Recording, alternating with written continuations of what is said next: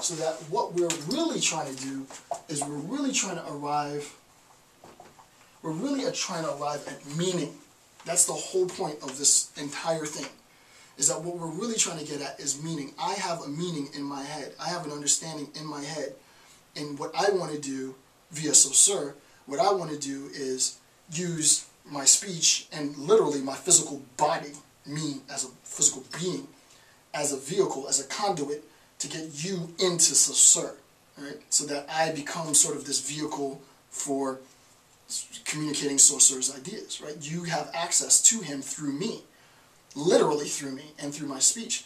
But my physical, biological state of affairs, the fact that I weigh a certain amount, I have a particular height, my vocal cords, you know, they contract or fluctuate or whatever it is that my vocal cords do, vibrate at a certain pitch and frequency, all of that, none of that, that's all zeros and ones. That doesn't mean anything. What it does, though, is it allows you access to meaning. And that's what linguistics is all about, as far as I'm concerned. That's what it's all about, accessing that meaning.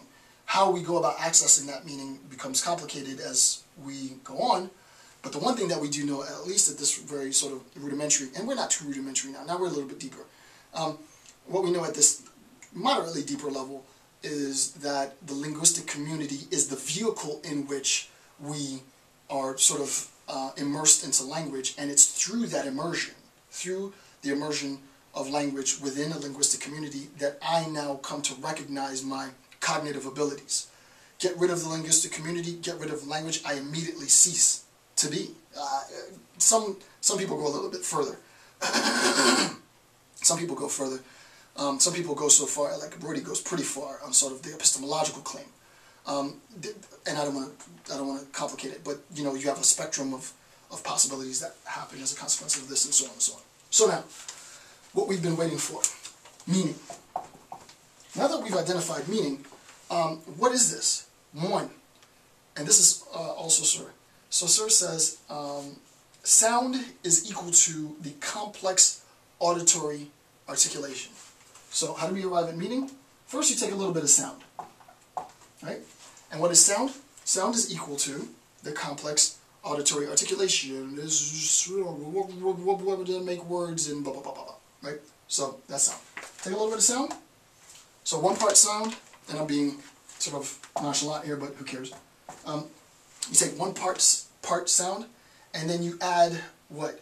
I would say that you add what I've sort of classified as the historical system of the relation of ideas. What in the world does that mean, right? It is, that is the sound of idea, historically, right? This, historically speaking, what has it been, what has been the sound that has been used? This sounds really basic, but it really is that basic. So you take a sound, but it's not just the sound. We'll use the sound nu that he uses, that Saussure uses. He doesn't go into the detail that I'm going into, but I want to make sure that you get it, right? So you take the sound nu. But it's not just the sound nu, because we recognize that private language doesn't exist. So I can't just say that the sound zherbajer is going to now be used to replace nu. It doesn't work that way. It's everybody has to agree. The linguistic community has to agree. Though it can be done, it can start with an individual. It's not sort of solidified unless it's agreed upon by the linguistic community, tacitly. So it's not just the sound, but it is, what I'm saying, the historical systems of relation of ideas. I guess the best way to say it is sort of the historical use of that sound. Let's put it like that. Use of sound X to point to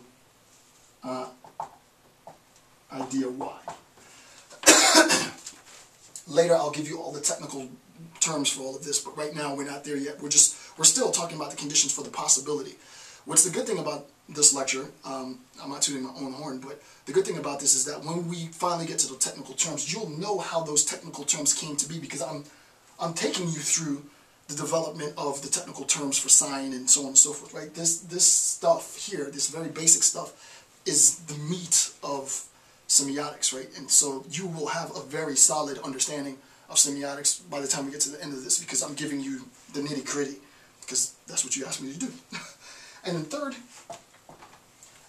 meaning both individually and socially cognizable, right? And I'm not going to write all that down because it's in here. It's on the bottom of page 4. Meaning both individually and socially cognizable. I have an ability as an individual to make sense of zapatos if my community has identified the sound zapatos historically, sort of through the familial relationship of the progression of that term, zapatos, from the original whatever language, you know, maybe Latin derivatives, blah, blah, blah, blah, blah, blah, to point to shoe. Similarly, the word shoe, blah, blah, blah, blah, blah, right? It's not just the sound, right? It's not just the sound. It is arbitrary. We know that the sound is arbitrary. The fact that the sound shoe points to the idea shoe is totally arbitrary. Any word can point to that idea. What's not arbitrary is that the linguistic community, historically speaking, selected the sound shoe as a wave frequency to represent the idea, right? That was the doing of the community. So that's what meaning really is, right? Within linguistics, meaning is extremely deep, and what I'm going to, and it gets actually deeper than this. This is sort of the first level of depth of meaning. Later, when we finally figure out what a sign is, I'll point back to some of this stuff, this very sort of these rudimentary concepts, and just complicate it even more, right? And then when we get to Lacan, it'll just be, we'll be in Hades, right? It'll be the abyss of the abyss of the abyss. But it's super fun, so it's all good. That's it for section 1.2.2. So with that being said, I want to thank you for taking the time to watch my video installments on semiotics. I will continue the discussion with section 1.3. With that being said, I'm Dr. Jason J. Campbell. Have a great day.